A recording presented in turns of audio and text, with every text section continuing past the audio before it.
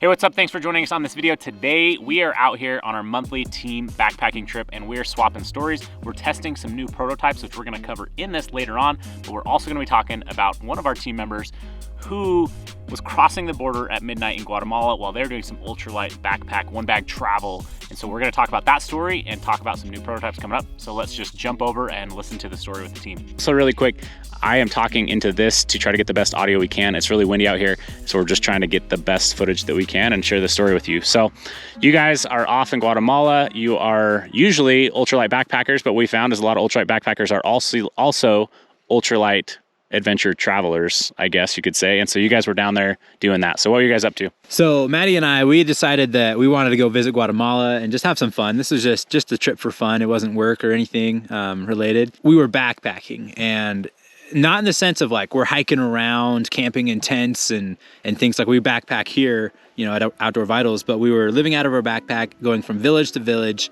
just enjoying the country in a way that we thought was just super fun.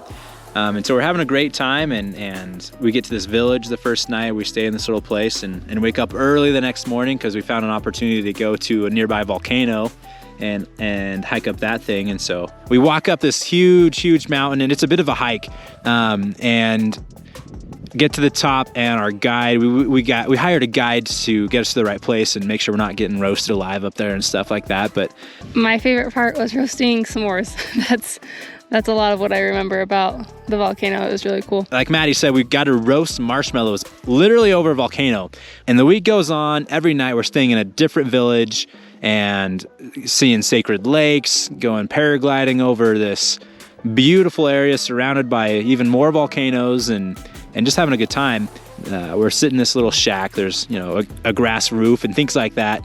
And Maddie's my wife, in case any of you didn't know that. We both, yes, work for the same company, but she, hey, listen to the TV. I know Spanish. She doesn't. So she's like, the president of Guatemala is on the TV right now, and he's probably saying something important. I'm like, leave me alone. I'm eating my tortillas. And I could pick up a few words of Spanish. I just am not fluent like he is. So I knew that they were saying something important, but I couldn't get out the full idea.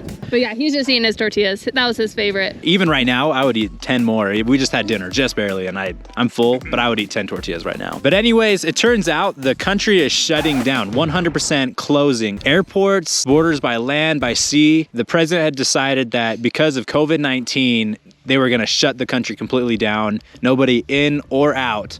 And that was effective that night at midnight. And so again, this is a lunchtime. It's really probably about 1 or 2 in the afternoon.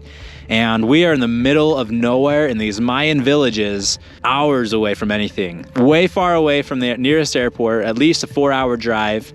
Man, what are we gonna do? It's 3 in the afternoon at this point. And first you guys started trying to book plane tickets, right? Yeah, we had our flights all planned for this whole trip. We knew we were gonna be able to fly back home. A couple days before this, actually that flight home had been canceled. We're like, oh, no big deal. We'll just book another one. So we did. We booked another flight. The next night, that flight also got canceled.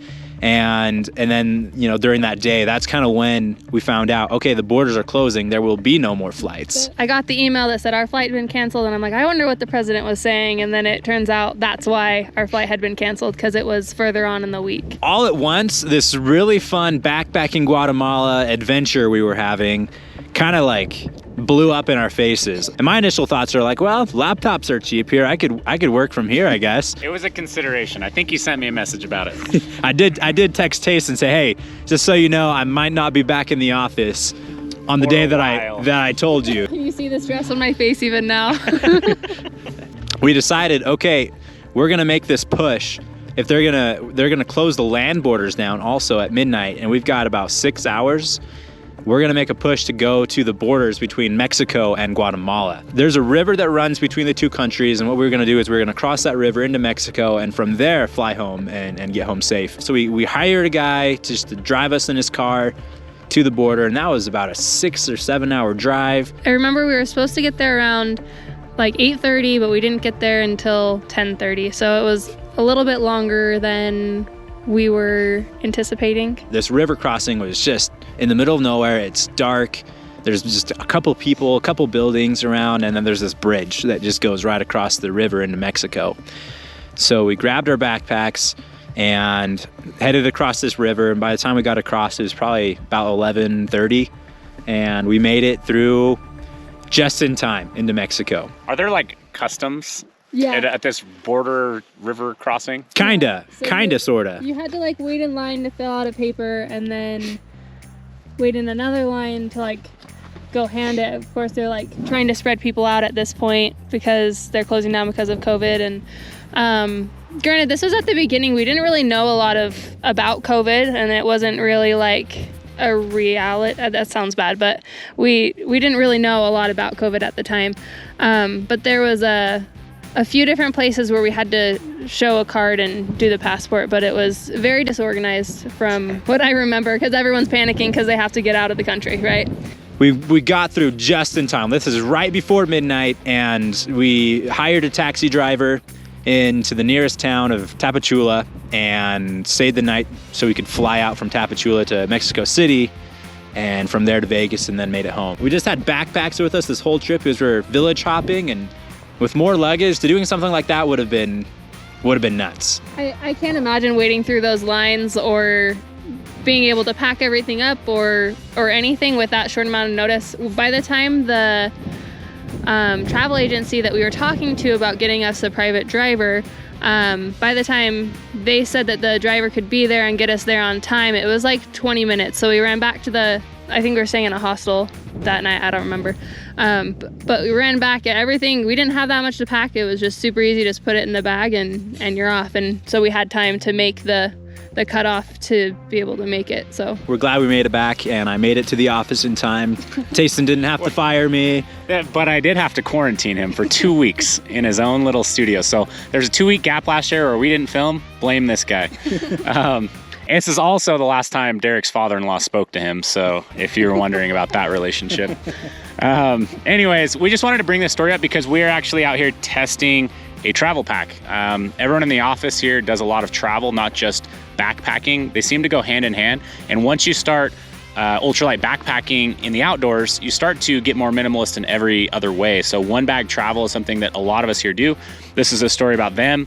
As we were kind of doing this, that story that came up, so we thought we'd share it with you guys. But overall, just kind of wanted to tease this out there and see what your guys' feedback is, as well as how many of you guys do one bag travel or consider traveling like this.